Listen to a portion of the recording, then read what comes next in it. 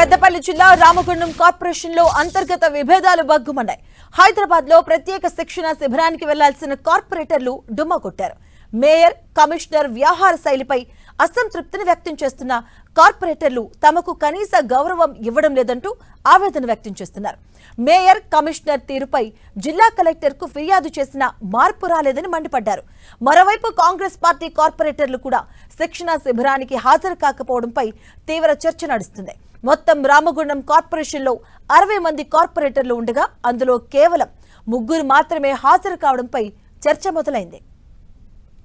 వర్గం అందరికీ కూడా ఈరోజు హైదరాబాద్ లో ట్రైనింగ్ క్లాసులు పెట్టడం గురించి మరి నిన్న అందరి కార్పొరేటర్లకు ఇంటిమేషన్ ఇవ్వనట్టుగా మరి కార్పొరేషన్ సంబంధించిన అధికారులు వ్యవహరించినారు. మరి ఈరోజు ఉదయం 4 గంటల ప్రాంతంలో ఇక్కడ నుండి కార్పొరేటర్లు అందరూ బయలుదేరేది ఉండే, కానీ 4 గంటల నుంచి 5 గంటల నుంచి ఇక్కడే వెయిట్ చేస్తున్నాం.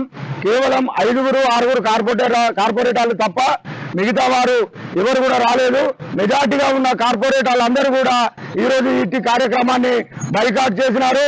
మరి మున్సిపల్ అధికారులు రానున్న రోజులలో కూడా కార్పొరేటర్లకు సరి అయిన ప్రాధాన్యత ఇవ్వకుంటే ఖచ్చితంగా కూడా రానున్న రోజులలో కూడా మరి ఇటు అధికారులపై ఖచ్చితంగా తిరుగుబాటు వ్యవస్థ అనేది ఇంకా గట్టిగా జరగబోతుందని తెలియజేస్తుంది.